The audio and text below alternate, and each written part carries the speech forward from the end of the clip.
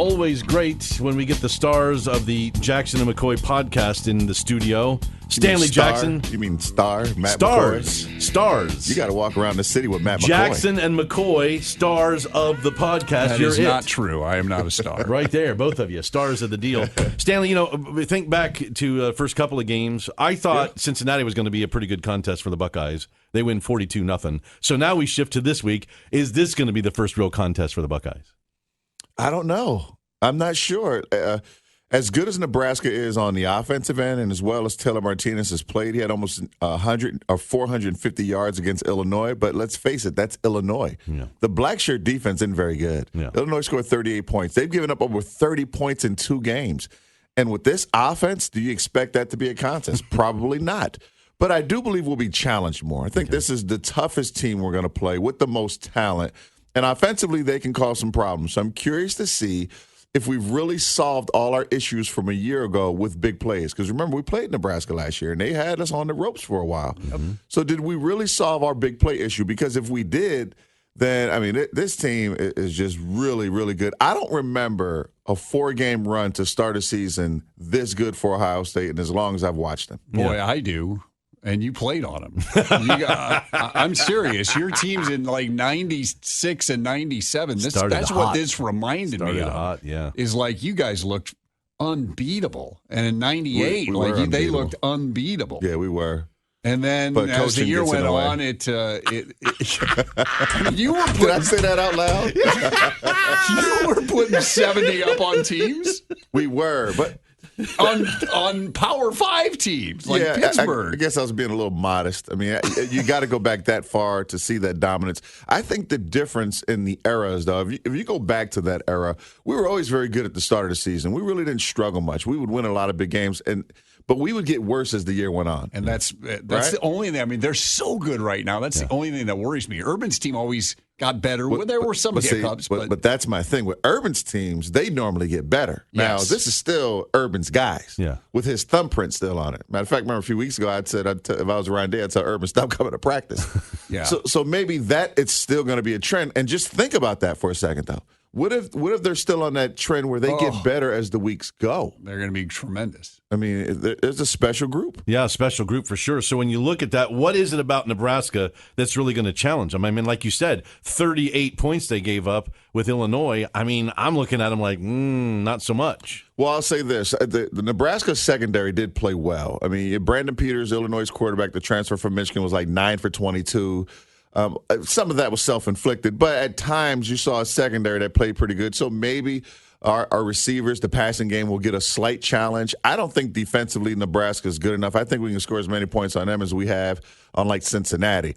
The question mark is on our defensive end. Can we contain Taylor Martinez? I think you have to make him one-dimensional. Either you have to make him a runner or a passer, but you can't let him roll up 450 yards. He rolled up over 300 total yards on us last year. They don't have the same weapons that he did a year ago, but he still have J.D. Spillman, and he's a guy that can play. So offensively, they're explosive. Can I tell you my concern when we come back? Yeah, absolutely. Because I have a major concern. Okay. I don't want to say major Matt's concern. glass is always half full. I don't have major concern. But everything you're talking about with Illinois, I'll tell you All why right, Matt's it worries concern me. dead ahead. First, a quick check on traffic and weather. Stars of the Jackson and McCoy podcast join me now. Stanley Jackson, Matt McCoy. And Matt, what is your concern about this week? Well, you're bringing up all the stuff about Illinois, and you're right. The fact that Nebraska struggled against Illinois would lead you to believe that Ohio State's going to handle them. However, the thing about that game was the only reason Illinois was in it and had a chance to win is Nebraska's self-inflicted problems. Right. They turned the ball over. And my concern would be, from an Ohio State standpoint, if they don't – everybody plays their best against Ohio State.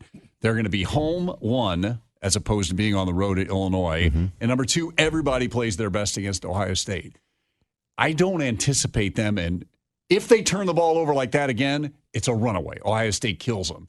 If they don't, I think they're going to have a very good chance to be in the game. Well, here's the good news then, based on that. They've got 9 fumbles on the season. They had 9 turnovers in the last 2 games. So it wasn't like it was a hiccup against Illinois. This is what they've done all season, turn the football over. And if they don't, though, I think they're going to be right there. It could be closer, but this is what they do. And remember, they haven't played a defense like Ohio State. They have not. So you think about their toughest defense is Colorado. Played an offense like Ohio State has not played an offense like Nebraska's. Well, I don't know about that. I mean, you watch what Indiana is doing. You would see what Indiana did last week. Yeah, right? but they played UConn last week. Yeah, but they've got and weapons. But they've got weapons. They do. And Nebraska Not played like Nebraska, Illinois. though. And here's the other thing. Remember, Reggie Corbin lit that defense up too. I mean, if Brandon Peters plays with any wherewithal and it hits just 50% of his passes, right, they win that game. And so, look, I think your point is well taken. The turnovers obviously mitigated the fact that it was so close. But again, they also lost to Colorado, who's not a very good football team. Well, they're 3-1. They're actually getting some votes in the They AP shouldn't be poll. getting They votes. just beat Arizona State, who was previously ranked. Yeah. Coaches listen, poll, Colorado's actually higher right now. I don't think they're great. Listen, I want to make sure everybody understands. I think Ohio State's going to win. I think they're tremendous. It's just I can't get at Purdue and at Iowa completely out of my head. The last couple of years, they've played a Big Ten West team. We got on a different the road. coach now. We got a different coach now. With a different mentality. Different coach. This team is playing with a chip on their shoulder. For the first time, Yeah. last week we saw them come out a little flat, and then boom, they turned it on. Coach Day has something to prove. Like, you know, when you have Urban Meyer, a 3-time national champion, you can kind of roll into a season. You can look at some of these teams and say, we'll be okay.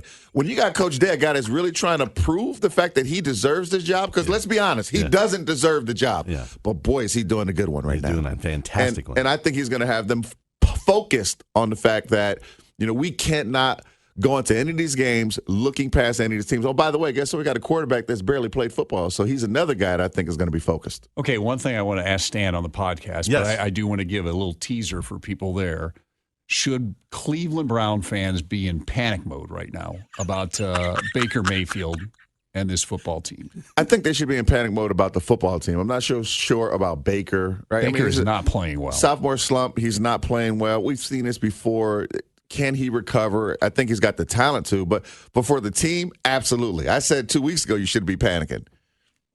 They should be in panic mode. Well, I mean, their next few games, they play Baltimore, San Francisco, Seattle, I think. Seattle, and New England. It's the next 4 weeks. You could be hurdle. You could be playing better and still lose all those games, and all of a sudden you're looking at 1-6. The pressure on that team when they're looking at 1-6, the pressure on that coach looking at 1-6 is going to be unbelievable. See, and that's the thing. You talk about that. I mean, like we talk about Ryan Day here, and they playing with a chip on their shoulder and all that. That's Freddie Kitchens to me. Right. I mean, when you look at them, and he's just on his heels, like reporters asking him a question, he's like, "That's what I called." You know what the difference is, though? Cleveland is the greatest team ever put together. They're going to win a Super Bowl. Really? Really, people? This is what we think?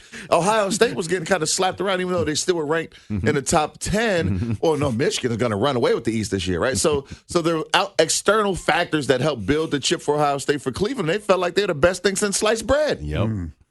Speaking of Michigan, panic mode for Michigan right now. No, don't panic. Wisconsin is a really good football team. There's a lot of games left in front of you. You can still win the East and play Wisconsin again. Now, you got to get some things together. Offensively, they are a problem. I don't know what they are offensively. They're 97th in the country in total offense. What kind of offense do they run? 97th. What is their offense? Do you know? I don't think they know. It's grab bag. I mean, they changed to Josh Gaddis, who came from Alabama, to insert the spread, and Right. and I don't know what they are. And the first time they got to the 1-yard line, they put a converted defensive lineman in the backfield, 270 pounds, to run the ball downhill like Jim Harbaugh likes to. You know what he does? Yeah. He lays it on the turf. That's not a spread offense. No. The spread down there would be the things that makes Matt McCoy go crazy when he's got first and goal on the 3-yard line, And you go the empty. quarterback's in the shotgun and empty. Yes. I don't know what they are. They've got problems, but Right. no need to panic. Right here. This is what you're going to get later today. The podcast is hot. It's going to be great. You're going to want to watch for it and listen to it in its entirety and probably a couple of times. So keep an eye on the podcast page. More of this right here later today. Watch for it at 610WTVN.com.